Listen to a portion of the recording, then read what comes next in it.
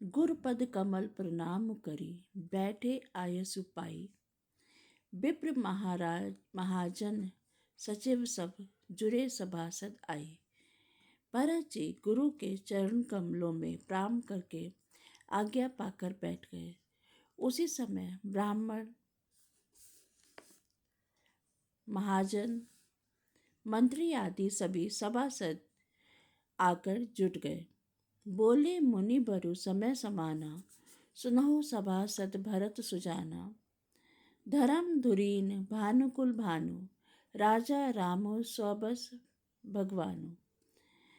श्रेष्ठ मुनि वशिष्ठ जी समयोचित वचन बोले, हे सभासदों, हे सुजान, भरत सुनो, सूर्य कुल के सूर्य महाराज श्री रामचंद्र धर्म धुरंधर और स्वतंत्र भगवान हैं। सत्य संध पालक श्रुति सेतु, राम जन्म जंग मंगल हेतु। गुर पितु मातु बचन अनुसारी, खल दलु दलन देव हितकारी। हे सत्य प्रतिज्ञ, वे सत्य प्रतिज्ञ हैं और वेद की मर्यादा के रक्षक हैं। श्री राम का अवतार ही जगत के कल्याण के लिए हुआ है। वे गुरु, पिता और माता के वचनों के अनुसार चलने वाले हैं। दुष्टों का दल का नाश करने वाले और देवताओं के हितकारी हैं। नीति प्रतीति परमारथ स्वारथ, को न राम सम जान जथारथु। विप्र विधि हरि हरु, शशि रवि दिशिपाला, माया जीव करम कुली काला। नीति प्रेम परमार्थ और स्वार्थ को श्री राम जी के समान यथार्थ कोई नहीं जानता। ब्रह्मा विष्णु महादेव चंद्र सूर्य दिक्पाल माया जीव सभी कर्म और काल। अहिप महीप जह लगी प्रभुताई, जोग सिद्धि निगमागम गाई। करी विचार जिय देखो नीके, राम रजाई सी सभी के। शेष जी और पृथ्वी के पाताल के अन्य राजा, जहाँ तक प्रभुता है और योग की सिद्धियां जो वेद और शास्त्रों में गाई गई हैं, हृदय में अच्छी तरह विचार कर देखो। श्री राम जी की आज्ञा इन सभी के सिर पर है, अर्थात श्री राम जी ही सबके एकमात्र महान महेश्वर हैं। राखे राम रजाई रुख, हम सब कर हित होई। समुझी सयाने करहु अब, सब मिली सम्मत सोई। अतएव श्री राम जी की आज्ञा और रुख रखने में ही हम सबका हित होगा। अब तुम सयाने लोग जो सबको सम्मत हो वही मिलकर करो। सब कहु सुखद राम अभिषेकु, मंगल मोद मूल मग हेतु एकु। के ही विधि अवध चलहि रघुराऊ, कहु समुझी सोई करिए उपाऊ। श्री राम जी का राज्याभिषेक सबके लिए सुखदायक है। मंगल और आनंद का मूल यही एकमात्र है। श्री रघुनाथ जी की अयोध्या किस प्रकार चले, विचार कर कहो वही उपाय किया जाए। सब सादर सुनी मुनि बर बानी, नैन परमारथ स्वारथ सानी। उतरु न आव लोक भय भोरे, तब सिरुनाई भरत कर जोरे।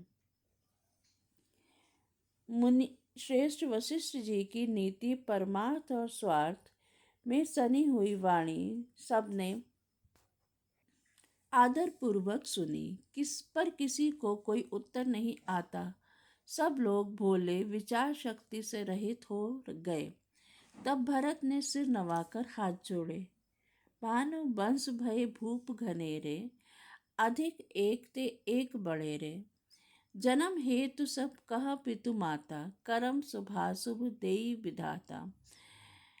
सूर्य वंश में एक से एक अधिक बड़े बहुत से राजा हो गए। सभी के जन्म के कारण पिता माता होते हैं और शुभ अशुभ कर्मों को विधाता देते हैं। दली दुख सहजई सकल कल्याणा, अस असीस राउरी जगु जाना। सो गोसाई विधि गति जेहि छेकी, सकई को टारी टेक जो टेकी। आपकी आशीष ही एक ऐसी है जो दुखों का दमन करके समस्त कल्याणों को सज देती है। यह जगत जानता है, हे स्वामी, आप वही हैं जिन्होंने विधाता की गति को भी रोक दिया। आपने जो टेक टेक दी, निश्चय कर दिया, उसे कौन टाल सकता है। बूझिए मोहि उपाऊ अब सो सब मोर अभागु, सुनी सन्हे मैं बचन गुर, उर उपमा अनुरागु। अब आप मुझसे उपाय पूछते हैं, यह सब मेरा अभाग्य है। भरत जी के प्रेम में वचनों को सुनकर गुरु जी के हृदय में प्रेम उमड़ आया। तात बात फुरी राम कृपाही, राम विमुख सिद्धि सपनेहु नाही। सकुचौ तात कहत एक बात, अरद तजहि बुद्ध सरबस जाता। वे बोले, हे तात, यह बात सत्य है, पर है राम जी की कृपा से ही। राम विमुख को तो स्वप्न में भी सिद्धि नहीं मिलती। हे तात, मैं एक बात कहने को सकुचाता हूँ। बुद्धिमान लोग सर्वस्व जाता देखकर आधा छोड़ दिया करते हैं।